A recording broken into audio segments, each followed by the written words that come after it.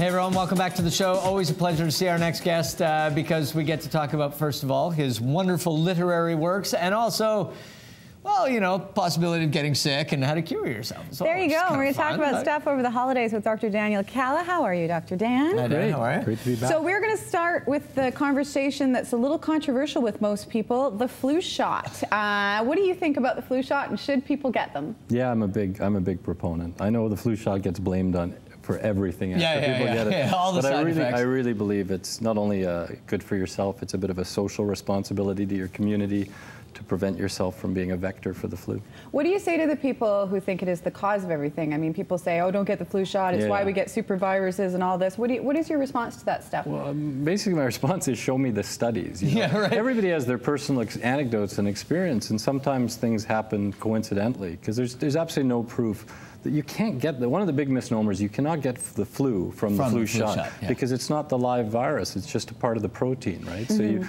you can get a reaction to it, but most of them are mild and just a painful shoulder. The serious reactions are incredibly rare.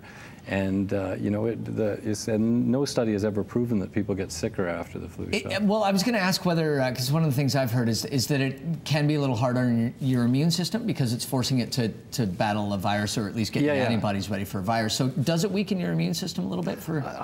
I've never heard that it does. Never seen. I see your point. Oh, I come from a place of absolute ignorance, Daniel. So, you're asking a doctor. Hey. I mean, I think your knowledge trumps my knowledge fairly handily in this.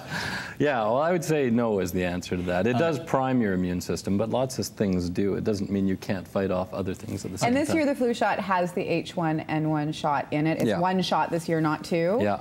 H1N1's with us now. I mean, we had the pandemic because it was new last year.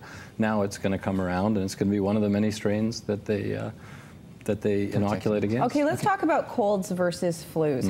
How do you know when you have a cold versus the flu, and what is the difference in how you should treat yourself? Yeah, I mean, a lot of people say I had the flu, and what they really meant is a bad cold. And sometimes it's tough to tell because colds can cause fevers and coughs and people to feel pretty run down. But flu is a pretty classic syndrome that includes severe muscle aches, you know, severe fatigue, high fevers, usually over 38 or over 101 degrees Fahrenheit, and usually knocks you down for a couple days. And generally we can tell by the time of the season and what's going around. Which it is. Yeah. Is there a point at which people should visit the emergency room? Because that always becomes a big thing, and especially in your life as an ER physician. Is there a point when people are sick that they should be taking themselves into the ER? Absolutely. What's that point? Aside from the point when my shift is finished, the other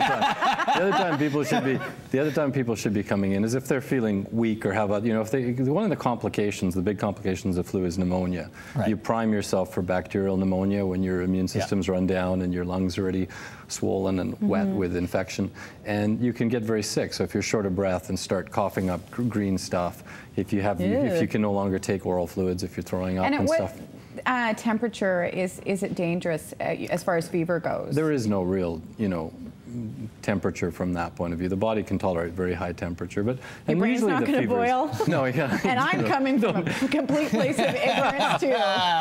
Well, there is such a thing as hyperthermia, but it doesn't happen generally from infections like the flu. So Tylenol and Advil, and wow, people we're really dumb. But here's the point, because people ask me all the time, which one if you're not having stomach ulcers or reasons not to take Advil or liver problems to take Tylenol, you can take them together, and they work quite effectively. I use that all the time, not just for fevers, but for other. And why is it good to take them both together? Because they work on different parts. You know, the physiology of how they work, the pharmacology is different. So it's like the added benefit. I'm assuming you should watch how many you take. Obviously, if you're going to double up. Just keep can you take a regular dose of Advil and a regular dose of Tylenol? Yeah, it doesn't matter. No. In fact, I often recommend the prescription dose of ibuprofen or Advil is actually almost double what the over-the-counter dose is. So I often tell people to take an extra tab.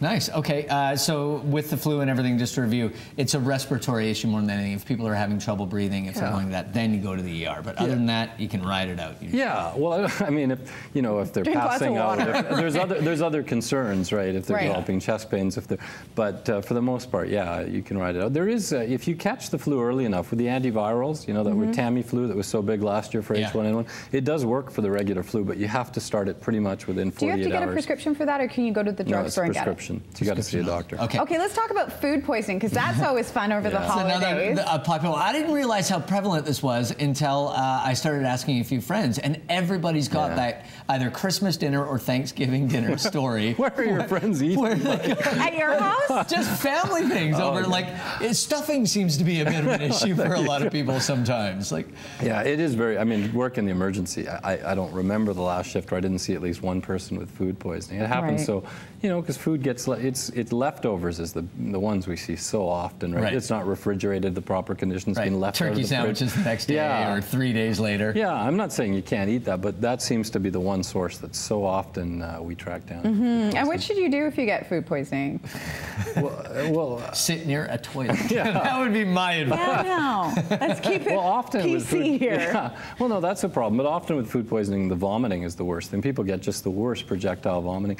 And it really does, again, I'm not encouraging people to see me, but to see the emergency room when you really can't tolerate something, just like a liter of IV fluid and a little bit of intravenous Gravol does. Because you can get so dehydrated. Yeah, because it truly is poisoning. Like people confuse it with gastroenteritis or stomach flus, which are a form of infection. But with the food poisoning, what you're doing is you're ingesting already pre-made toxins. The bacteria have produced the toxin, it's in the food, and you're being poisoned. So your family is really trying to kill you over the holidays. Pretty much. Mike's family, apparently. My family, all my friends. Okay, we have to talk about... Can I just, one more, because people or I was surprised when I read that, yes, it can happen fairly rapidly if you've been exposed to it, but it can sort of sit in your system for a day or two sometimes and sort of ferment. So people don't realize that there can be a lag time before between ingestation and actual illness. Usually you see it 6 to 12 hours, but it can be up to 24. And with some weird stuff like botulism poisoning, it can be later than that. Gosh, I'm not hungry. Let's talk about your book, because it's coming out in paperback in the springtime. People can pick it up in hardcover now, but it's got for Christmas. Yeah, it's basically. It's got a new cover for the paperback. Is it you on the cover? Let's have a look. We're probably going to tease you about this every single time you're on the show, just to let you know. The bottom picture is the hardcover, right, version? Yeah, that's me on the right. He let his hair grow and away he went. Oh, this is, as you say, it's Christmas. It's basically a Christmas story. I was originally called Christmas Pandemic. It's about being sick in the hospital. This really is. I mean, we like to sort of recap it for everyone, because this is a beautiful read. You know, it's got family history, it's got medical drama. It's sort of, you know, there's a lot of beautiful things in this book. Well, thank you. Yeah, I like to look at it as a big family saga that takes you sort of behind the scenes of a major Mayo Clinic-like hospital. So. Yeah. As a writer, do you have any input when they come out with a paperback cover at all? This time.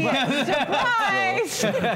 Although I understand what they're trying to do. I understand in the airport, a lot of ladies are going to pick that up. And the idea is that there is a romance element to this story. Yeah, there's a love story, and there's multiple love stories. As we were joking about before, no one's going to win the Giller Prize with that cover on the... You can go to Dr. Dan's website to find out more information. You can pick up his book of Flesh and Blood, which is out now in hardcover, and then in the springtime will be out in paperback. Yeah, we both read it and loved it. So thank you. Always a pleasure to see you. Thank you. Thank you.